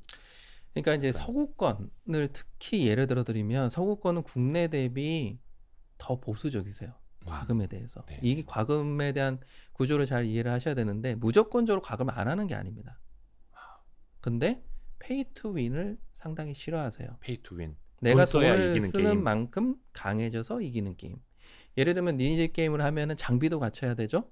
그러면 스킬도 강화를 시켜야 되죠. 네. 그러면 똑같은 장비나 스킬도 있지만 등급이 다릅니다. 아, 네. 1000만 뭐 원짜리 고급, 다르고. 영웅, 뭐 신화, 전설 뭐 이런 식으로 예. 뭐 전설 신화, 그다음에 뭐 그 이상도 있을 수 있겠죠.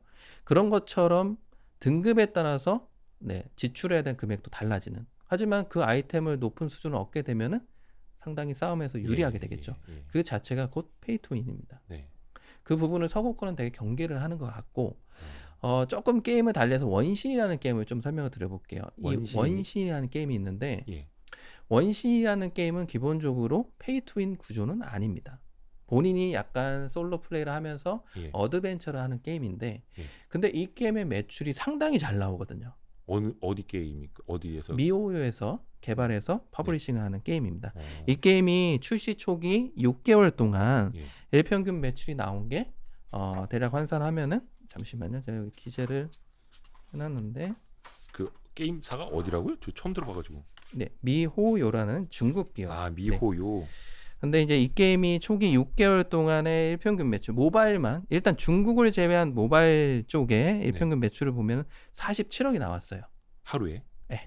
평균적으로 놓고 예, 보면 예. 연환산을 해보면은 대략 1.7조에 달하는 수준입니다. 우와. 이게 페이 투윈 구조가 아닌데 왜 이렇게 매출이 많이 나왔을까? 거기서 유저들은 캐릭터를 수집하는 욕구가 상당히 강합니다. 주기적으로 한 달 간격으로 네, 신규 캐릭터가 나오는데 아하. 이 신규 캐릭터가 일단은 애니메이션 기반으로 상당히 네, 갖고 싶어 하는 소유욕을 불러시키는 캐릭터들이 많이 꾸미려고 나오고 하는, 소유하는. 그 캐릭터들이 중간중간 유저들이 플레이할 때 스토리 라인에 계속 들어옵니다. 아. 스토리 라인에 들어오면서 이 캐릭터를 또 갖게 되면은 또 해당 시나리오를 클리어할 수 있는 어떤 여지들이 좀 더 쉬워지고 예. 이런 동기부여를 게임사가 하는 거죠. 그러면서 그럼 내가 이 캐릭터를 뽑아야 되겠다. 라는 동기부여를 갖게 되는데 여기서 중요한 거는 그 선택 권한을 유저한테 준다는 겁니다.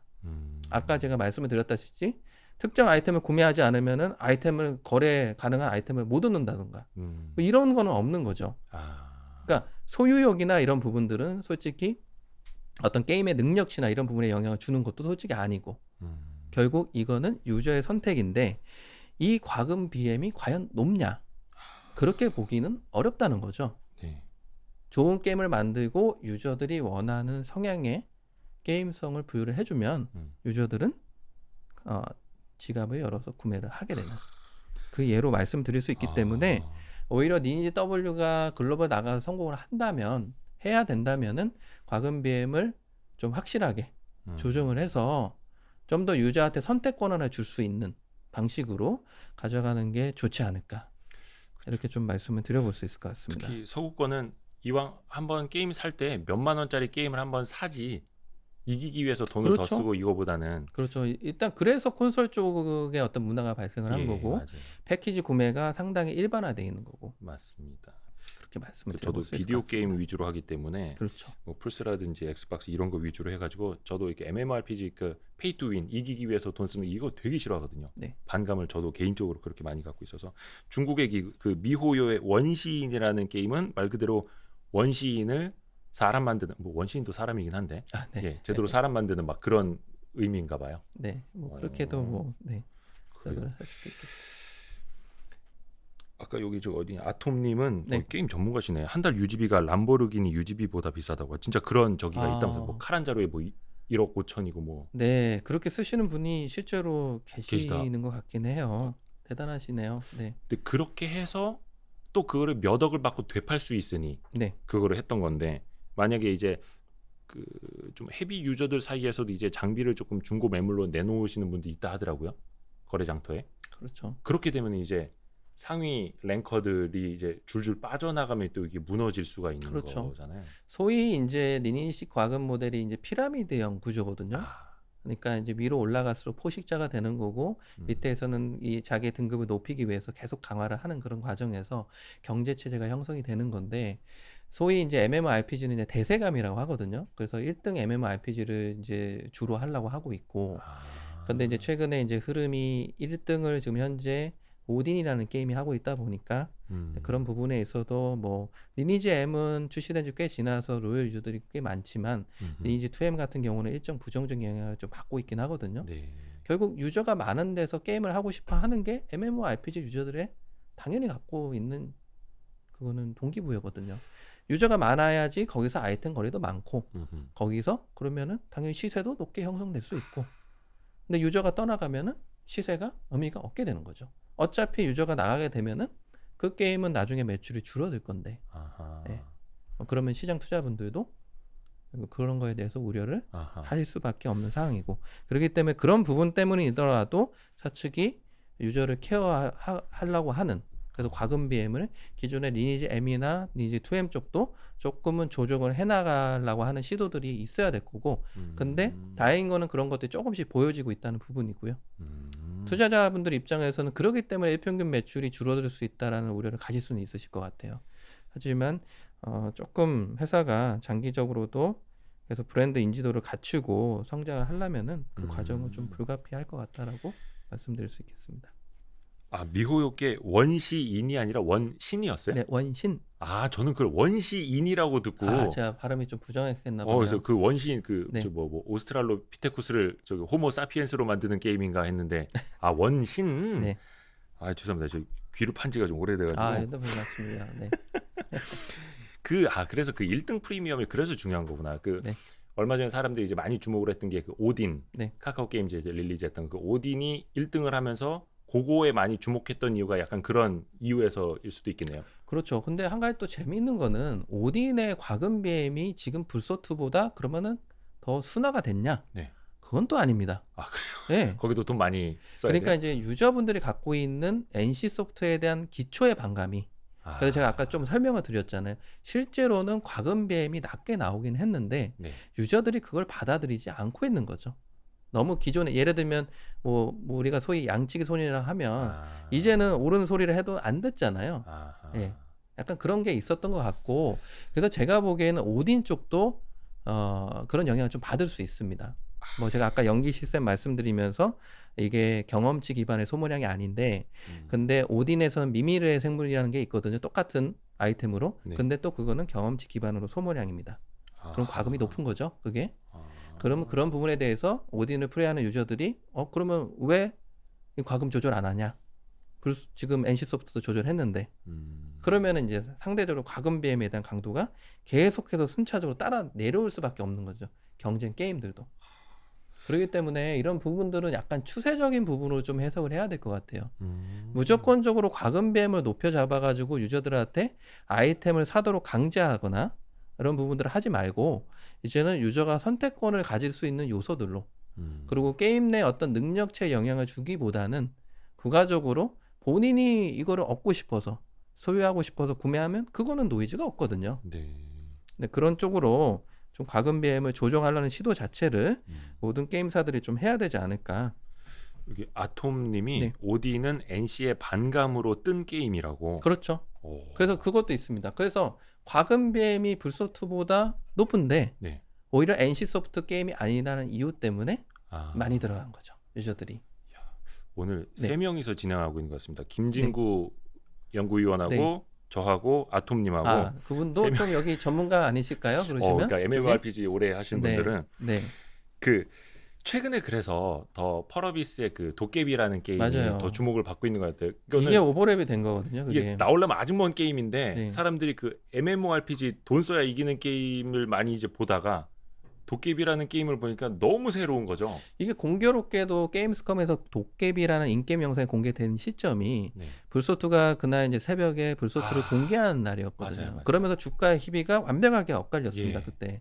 그러면 왜 유저들은 도깨비라는 게임에 환호했을까? 네. 이게 되게 중요한데 게임성 자체가 상당히 독특했어요. 네. 지금껏 보지 못했던 약간 이제 오픈월드 기반의 이동 시스템도 상당히 자유도가 높았고 네. 예를 들면 우산을 쓰고 하늘을 날아다닌다던가 네. 와이어 액션을 한다던가 그 다음에 실제로 소위 우리가 이제 PC 내에서 돌아다니는 어떤 어떤 객체 자체를 NPC라고 표현을 하는데 네. NPC가 약간 이제 사람이 지나갈 때 내가 스케이트보드를 타고 지나가면 약간 화들짝 놀라가지고 반응을 한다던가 이걸 소위 GTA에서 얘기하는 상호작용이라고 하거든요. 상호작용. 근데 그런 부분들도 상당히 잘 보였고 아까 말씀드린 이동 시스템이라든가 뭐 액션 플레이가 상당히 좀 다채롭게 네, 네, 네. 이런 부분들을 이제 보고 실제로 국내 유저분들은 이게 한국 게임의 미래다. 이게 K 게임이지. 이런 식으로 표현을 하셨다는 거죠. 그러니까 유저분들은 되게 직관적이고 그래서 저는 뭐 저도 이번에 좀 깨달은 바가 있다면은 유저의 어떤 리뷰나 예. 어떤 흐름 자체를 잘 봐야 되겠다. 아. 요즘 세대들이 소구하는 부분이 과연 무엇일까? 결국은 제가 아까 말씀드리지만 과금 비행을 높이냐 낮추냐가 중요한 게 아니라 게임성이 중요하고 역시 그 게임은 게임성 게임. 하나만으로 출시가 23년 정도거든요. 도깨비는. 제가 보고 있는 시기가 23년 3분기예요. 거의 근데 2년 남은 거네요. 네, 이제 지금 뭐 밸류에이션 기준 시점을 22년으로 제가 잡고 있는데 어닝에는 반영이 안 되는 거죠.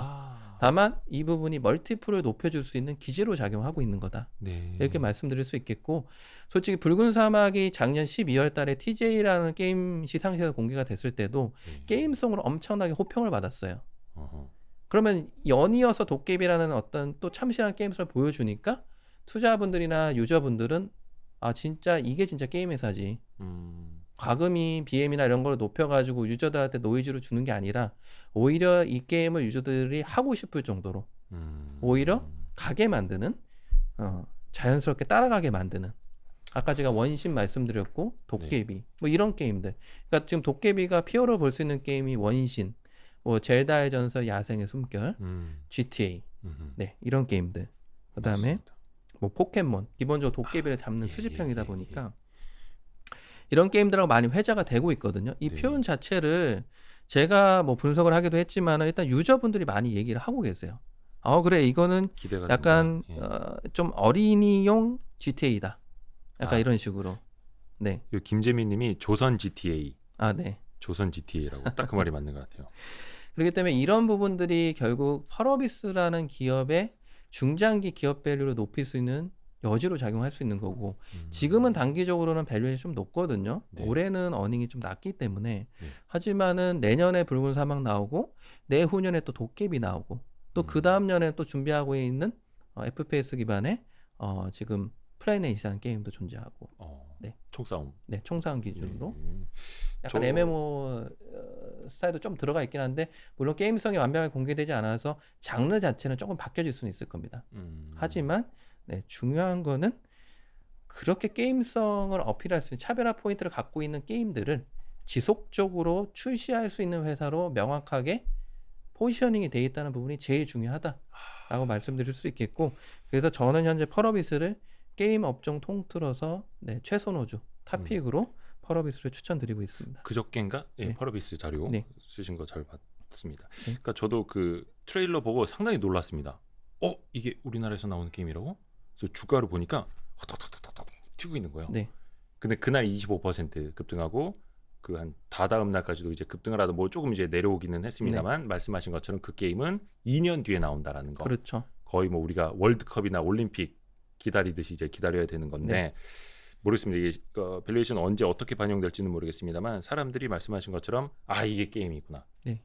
게임의 패러다임이 달릴 수도 있겠고 저도 사실 GTA라는 게임은 몇 년 전에 굉장히 재밌게 했거든요. 네. 친구들끼리 이거 하고 뭐 막 같이 그렇죠. 이제 근데 범죄 게임이다 맞습니다. 보니까 아까 잠깐만 여기 인간의 욕망을 잘 자극하는 게임입니다. 누구나 가상현실 사회에서는 그렇게 나쁜 짓 하고 싶죠. 나쁜 짓도 한번 해보고 싶고 네네네네. 네, 멀티플레이도 하면서 저는 뭐 나쁜 짓 하고 싶어서 한 건 아니고요. 물론 예, 네, 우리 저도 좀 표현을 잘못 드린 것 같네요. 김진구 연구원님은 평소에 나쁜 짓을 많이 하고 싶은가 봅니다. 제가 착한 사람은 아닐 수도 있겠다는 생각이 드네요, 갑자기. 우리 행복진이님이 도깨비 보니까 과도한 폭력, 피, 흉기 등이 없더군요. 너무 네. 새로웠어요. 그렇죠. 그래서 이제 사측이 얘기한 것도 이게 자녀들과 함께 부모가 함께 할 수 있는 게임. 온 가족이 즐길 네. 수 있는 GTA 느낌으로. 네, 근데 연령대를 놓고 보면은 무조건 어린 유저가 하지 않을 수도 있어요. 그러니까 이제 이게 뭐 닌텐도가 출시한 모여라 동물의 숲이라든가 포켓몬의 주력 연령대를 보면은 20대도 꽤 많습니다. 사실 좀 회사 입장에서는 구매력 되는 분들이 많이 하는 게 낫죠. 어린이들보다. 그래서 시장에서 우려하실 필요는 없는 게 20, 30대 분들도 꽤 많이 게임을 할 수 있을 것 같다. 저도 나오면 네. 저희 아이들하고 한번 하고 싶더라고요. 네. 뭐 물론 이제 그 트레일러 그 영상처럼만 나온다면 네. 또 혹시 모르죠. 나중에 스케이트보드 타고 가다가 스케이트보드 꺼내갖고 사람 때리고 이런 게임 나오고 뭐 물총 네. 쏴고 막 이렇게 길 가는 사람 쏘고 뭐 이런 것도 물총 정도는 할 수 있지 않을까. 물총 괜찮을까요? 물은 뭐 네, 네. 맞아도 살짝 아플 수 있으니까. 네. 예. 근데 요게 그 게임이라는 게 항상 미리미리 조금 뭐라 해야 되나 사람들한테 호기심도 자극을 시키고 기대감도 좀 이렇게 네. 심어주고 하잖아요. 그래서 거의 보니까 1, 2년 전에도 뭐 어떤 걸 좀 공개를 했더라고요. 도깨비 같은 그렇죠. 2019년 때 지스타 때 그때 3종의 신작 게임을 공개했습니다. 그게 붉은 사막, 도깨비, 플래닛. 그때는 이제 좀 인트로처럼 시네마틱 영상 기준으로 이제 공개를 했는데 인게임 영상은 이제 붉은 사막은 작년 12월 달에 나왔고 예. 도깨비는 이제 나왔고 이렇게 되는 거죠. 이제 그 예고편이 나온 거고 인게임 영상은 이번 게임스컴에서 나왔고요. 그게. 인게임 영상이라는 거는 그 실제 게임 안에 그렇죠. 보여주는 실제 게임 플레이를 보여준 거죠. 그럼 그대로 된다라고 보면은 거의 비슷하다고 보시면 되는데 다만 그래도 아까 제가 NC소프트 뭐 쇼케이스 그다음에 뭐 아까 캐릭터 영상 말씀드렸지만 그런 변수는 있을 수는 있어요. 그러니까 게임은 진짜 마지막까지 가봐야 됩니다. 열어봐야 알죠. 열어봐야 되고 그다음에 당연히 뭐 유저가 그걸 받아들이는 수준에 따라서 히트할지 실패할지 또 아니면 뭐 중간 정도를 할지 요거는 좀 그때 상황을 봐야 됩니다. 그래서 솔직히 추정이 변수가 많고 그래서 예측하기가 좀 어렵죠. 그래서 투자분들한테 조금 팁을 하나 드리자면은 게임 쪽은 기대감에 사서 신작이 출시하기 전에 비중을 좀 줄이시는 전략을 추천을 드릴 수가 있겠습니다. 어떤 과거의 패턴으로 봤을 때. 네, 그게 되게 좀 애초에 패턴이었고 물 좀 드세요. 물 좀 드세요. 죄송합니다. 말씀을 계속. 그 패턴으로 예. 하는 게 좀 리스크를 줄일 수 있는 방법이지 않을까. 그래서 좀 제가 지금 말씀드린 유저들을 중심으로 높은 평가를 받고 있는 게임을 많이 갖고 있는 회사 이 중심으로 투자 비중을 많이 가져가시고 네. 그 게임이 출시하기 전에는 조금 비중을 줄이시고 그러면서 수익률을 좀 현실화를 시키시고 물 네. 드세요. 물 드세요. 죄송합니다. 제가 물 드시라고 해놓고도 또 말을 시켜가지고 예. 아닙니다. 괜찮습니다. 예. 우리 카린 형님은 저도 아이와 닌텐도 스위치 같이 한다라고 말씀해 주셨고 그리고 행복진이님이 2, 3년 안에 게임계의 지각 변동 기대합니다. 그리고 어떤 분이 이제 이거 메타버스 여쭤보셨는데 모르겠습니다. 도깨비가 어떤 모습으로 나올지 모르겠는데 그게 메타버스라고도 볼 수 있는 걸까요? 이게 소위 이제 상호작용을 해야 되는 건데 그 상호작용이 실시간으로 유저하고 상호작용을 해야 네. 되는 거죠. 근데 이제 그 방법은 되게 많을 수 있습니다. 소위 이제 뭐 로블록스 쪽도 그렇고 메타버스를 하는 방식이 되게 다양하거든요. 네. 실제로 이제 크리에이터들이 게임을 만들어서 거기서 게임 유저들이 실제로 들어와서 구매를 하면은 그 매출을 실제로 로블록스하고 크리에이터하고 쉐어를 하는 그 부분에서 이제 게임 쪽 중심으로 매출이 많이 나오는데 네. 요즘에는 컨텐츠 쪽이나 특히 커머스 쪽, 뭐 예를 들면 뭐 구찌, 뭐 샤넬 이런 쪽을 제외해가지고 실제 안에서 그 상품에 대한 어떤 매출이 발생할 수 있게끔 그런 쪽으로 확대가 되는 거거든요. 그거는 구성을 하기 나름이고, 그래서 만약 도깨비가 메타버스 쪽으로 한다면 제가 보기에는 예를 들어 그렇게는 할 수 있을 것 같습니다.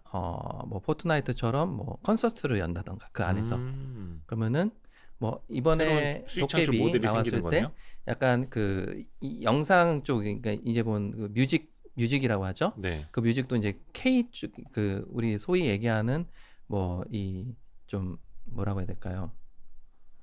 K-팝? 그렇죠. 예, 예. K-팝 쪽의 어떤 네. 부분들도 많이 화두가 됐거든요. 아, 그러니까 그런 것처럼 약간 나중에 이제 제휴를 한다면은 네. 국내 엔터테인먼트 회사들이 많은데 거기 갖고 있는 보유하고 있는 아티스트들이 나와가지고 거기서 콘서트를 열면은 거기서 실제 아바타 기준의 이제 게임 유저들이 들어가서 또 거기서 이제 시청을 하고 그리고 관련된 또 MD 상품을 그 안에서 또 판매를 하고 그러면 또 거기에 광고사가 붙어가지고 또 협찬이 붙어가지고 네. 뭐 예를 들면 뭐 이건 진짜 예지만 삼성전자 광고판이 들어온다던가 아니면 뭐 이런 식대로 그러면 삼성전자가 후원하고 예를 들면은 뭐 YG 엔터테인먼트가 소속 가수가 콘서트를 여는데 들어가서 유저들이 거기서 MD 상품을 구매해가지고 자랑을 하고 그리고 또 NFT에 또 올려가지고 또 그거를 약간 자기 자산화를 시키는 약간 이건 진짜 예거든요. 그거 가능하겠네요. 네, 그런 식으로 이제 꿈을 수익 모델을. 꾸볼 수 있는. 그러니까 가장 중요한 거는 실시간 유저들이 얼마나 그 게임을 많이 할 수 있는지 네. 그리고 그 현실에서 실제로 가상 커뮤니티가 형성이 될 수 있는 건지 이런 것들이 제일 중요하다. 진짜 중요한 네. 말씀이시네요. 사실 그 GTA 같은 경우에는 이제 가상 세계 안에 있긴 합니다만 뭐 피 튀기고 범죄 저지르고 하니까 웬만한 기업들이 뭐 선량한 이미지로는 이제 광고하기가 쉽지 않았는데 네. 도깨비의 게임성이 좋고 이미지가 좋다면 너도 나도 거기에다 이제 광고판을 넣을 수가 있는 거고. 그렇죠. 그러니까 저희 와이스트릿이 잘하고 있으면 이렇게 KTB 투자증권 배너를 네. 세워놓고 하는 것처럼 이미지가 좋아야 되는. 네. 협찬도 이렇게 좀 받을 수도 있고 아, 뭐 약간 네. 이런 식으로 네. 상상의 나라이긴 한데 무궁무진하게 네, 저희도 열려 좀 그렇게 있다라고 돼야 말씀드릴 되는데. 수 있겠습니다. 와이스트릿 잘 되실 것 같은데요. 네. 덕담 감사합니다. 아, 예. 예. 사실 요건 저희가 그 유료 광고는 아니고요. 솔직히 말하면은 이렇게 김진구 애널리스트 연구원 분처럼 오늘 같이 진짜 핵심적으로 바쁜 날 모셔서 사실 지금 1시간 넘었는데 이렇게 긴 시간 불러내기가 정말 힘들거든요. 아유, 뭐 불러주시면 감사하죠. 그러면서 또 네. 기관타 투자자들도 한번 이렇게 1시간 세미나 하고 나면은 최소한 큰 금액의 이제 또 수수료 수입이 되도록 이게 또 도움을 드려야 되는데 저희는 이제 너무 날로 먹는 것 같아가지고 아유, 별 말씀. 이렇게 KTB 투자증권 빙고 스마트, 예, 빙고 스마트 저 오늘 비대면 계좌 만들었습니다. 감사합니다. 이렇게라도 말씀드리고 예, 아무튼 너무 감사하고요. 그 좀 1시간 조금 지났는데 네. 한 가지 아까 그 네. 크래프톤 네. 여쭤본 분들이 계셔서 이게 상장한지는 얼마 안 됐으니까 뭐 그렇죠. 투자에게는 뭐 이렇게 많이 변하지는 않으셨을 텐데 네. 최근에 좀 수급 이슈도 좀 있고 맞습니다. 근데 그러니까 최근에 동향만 한번 좀 살짝 체크. 일단은 크래프톤이 공모가가 49만 8천으로 나왔고 그냥 50만 원 보고 그 50만 원을 시가총을 환산해 보면 대략 한 25조 정도입니다. 근데 지금 제가 포워드로 보고 있는 4분기 정도 앞단에서 보고 있는 이익이 한 9,400억 정도 보고 네. 그다음에 내년 기준에 이익단에서 제가 지배주 지분 한 1조 정도 보거든요. 네. 그런 밸류에이션으로 환산해 보면은 지금 대략 25배가 좀 넘어갑니다. 네. 포워드로 놓고 본다 하더라도. 근데 글로벌 피어 게임 밸류에이션을 보면은 포워드로 받고 있는 PR이 20배 초반 정도를 받거든요. 그러면 이미 크래프톤은 배틀그라운드나 IP를 기준으로 일정 부분 프리미엄을 받고 있는 상황입니다. 그런 상황에서 약간 밸류에이션 부담감이 있겠다라고 말씀드릴 수 있겠고 그 다음에 크래프톤 입장에서 추가적으로 최근에 이슈화되고 있는 부분은 중국 쪽에 청소년 사용시간 규제 부분이거든요. 근데 이 중국에서 게임이 다르지만 화평 정형이라는 현재 텐센트가 서비스하고 있는 게임에서 기술 서비스 수수료를 수치를 하고 있습니다. 그렇죠. 유저 이간의 대가로서. 네네. 근데 이 화평 정형과 왕자 영유라는 게임은 기본적으로 RTS 장르, 그 다음에 배틀로얄 장르의 특성 때문에 어린 유저들이 게임을 많이 하게 돼 있습니다. 그래서 참 중국에서는 그 빨간 피가 아니라 뭐 파란 피가 네, 뭐 약간 든다거나 그런 뭐 것도. 그러더라고요. 예. 그렇기 때문에 트래픽에 대한 개별 타이틀별 비중이라든가 매출 포션을 텐센트에서 공개하고 있지 않기 때문에 네. 예단하기는 어렵지만은 소위 얘기하는 MMORPG처럼 높은 과금을 해야 되는 게임 대비로는 어린 청소년 측의 어떤 트래픽 비중이라든가 매출 포션은 상대적으로 좀 높을 수 있겠다라는 네. 판단이고 그래서 최근에 중국 당국 쪽에서 그 규제에 대한 부분이 많이 나오고 있기 때문에 화평정형 쪽에서 트래픽이나 매출이 조금 내려온다면 당연히 크래프톤 쪽에서도 기술 서비스 수수료 매출이 줄어들 수 있게 되는 리스크가 있습니다. 근데 추가적으로 그렇다면 더 중요한 거는 이제 9월 말 10월 초 출시를 지금 기대하고 있는 배틀그라운드 뉴스테이트의 초기 성과가 더 중요하겠다 말씀드릴 수 있겠는데 네. 제가 현재 뉴스테이트의 초기 분기 1평균 매출 한 50억 정도를 보고 있거든요. 네. 근데 지금 올해 1분기 기준으로 주력 현존하는 4개 게임들, 뭐 PUBG 모바일, 뭐 프리파이어 이런 것들을 포함한 4개 게임의 글로벌 1평균 매출이 100억을 조금 넘어가는 수준입니다. 그러면 뉴스테이트가 나왔을 때 물론 IP가 배틀그라운드하고 동일하기 때문에 저는 거기서 카니발라이제 자기 잠식 효과 한 10억 정도를 보고 네. 그다음에 밀리터리 제한 관점에서 콜 오브 듀티 모바일에서 또 5억 정도 가져올 걸로 보고 있는데 네. 그러면 15억 정도 빼고 35억 정도 놓고 본다 하더라도 전체 시장 대비 창출력은 35% 정도거든요. 이 정도면은 저는 충분히 좋다고 판단하고 있습니다. 그러니까 배틀로얄 장르를 좋아하는 유저분들도 웬만한 분들은 다 하고 계시고 하기 때문에 여기서 뭐 시장이 뭐 100억인데 뭐 일평균 매출이 70억, 80억이 나올 수 있을까? 그거는 너무 공격적인 추정이 되지 않을까. 그래서 50억으로 추정했을 때 내년 기준에 1조. 그러면 내년에 그냥 25배, 25배를 줘도 25조. 그래서 50만 원이라는 주가가 실질적으로는 약간 배리어로 작용하는 것 같다. 다만 저는 신작 성과에 대한 업사이드 리스크까지 감안해서 타겟펀을 30배를 주고 있거든요. 네. 그래서 적정 주당 가치를 58만 원으로 주고 있는데 그래서 긍정적인 시나리오를 최대로 반영을 한 겁니다. 하지만 실질적으로 투자를 하시는 분들 입장에서는 조금 네거티브한 리스크도 감안을 하셔야 되기 때문에 지금 주가가 계속 50만 원 넘어가면서 또 조정받고 네. 약간 이런 것 좀 되풀이하고 있거든요. 40만 원은 PR로 환산하면 20배입니다. 네.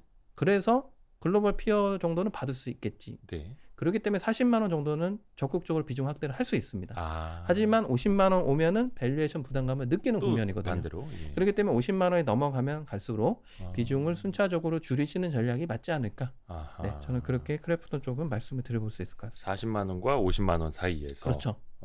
네, 좋습니다. 최근에 그 목표 주가는 따로는 안 네. 쓰셨더라고요. IPO 리포트 발간하면서 주당 네. 적정 가치 58만 원을 제시를 드렸고 현재 그 단계에서 큰 변화는 없는 상황이고요. 네, 또 조만간 얼마 안 됐으니까. 네, 여기는. 맞습니다. 조만간 다시 한번 그 부분은 리포트로 말씀드릴 수 있지 않을까 싶습니다. 예, 고맙습니다. 그리고 아까 저희 슈퍼챗을 한 분이 쏘셨는데 아이디가 개편한 세상. 예. 우리 개편한 세상님 고맙습니다. 고맙습니다. 그리고 네. 예. 좋은 하루님께서 아까 그 저기 도깨비 네. 얘기할 때 써주신 것 같은데 현실에서 할머니 할아버지 모시고 콘서트를 하면서 옥장판 팔 수 있는 느낌으로 네. 그거 괜찮은데? 뭐 부모 저기 어버이날 때 약간 카네이션도 드리고 약간 뭐 가족들이 같이 플레이를 한다면 네. 네, 할머니 그것도 저 생각해 볼 수 있어요. 도깨비 안에서 그 카네이션 드릴게요. 약간 이런 네. 느낌. 네. 약간 뭐 상상을 한다면 할아버지도 근데 이제 스케이트보드 타고. 네, 말씀도 뭐 상당히 좋은 또 예시를 아. 들어주신 것 같아요. 네, 좋습니다. 오늘 벌써 1시간 10분 넘게 네. 이야기를 했는데 네이버, 카카오, NC소프트, 펄어비스 그리고 크래프톤까지 네. 이렇게 저희가 깨알같이 들었습니다. 카메라가 배터리가 나왔어? 과열. 저희가 과열 너무 오래 되셨구나. 했는데 네. 이제 끝내랍니다. 네. 카메라가. 오늘 그 긴 시간 함께해 주신 여러분 너무 감사하고요. 다음에 또 이제 기회가 되면 우리 김진구 연구원도 한 번 더 모시도록 하겠습니다. 네. KTB 투자증권에서 인터넷 게임 섹터 담당하는 김진구 연구위원이셨고요. 오늘 진짜 피가 되고 살이 되는 말씀 아유, 정말 감사합니다. 도움이 되셨다면 다행입니다. 별 말씀. 진짜 큰 도움 됐어요. 오늘 같이 네. 이제 중요한 날. 네. 감사합니다. 고맙습니다. 네, 감사합니다. 이제 보내드릴게요. 네. 고생하셨습니다. 감사합니다. 네. 함께해 주신 여러분 고맙습니다. 퇴근길 조심히 들어가십시오. 고맙습니다. 네, 감사합니다.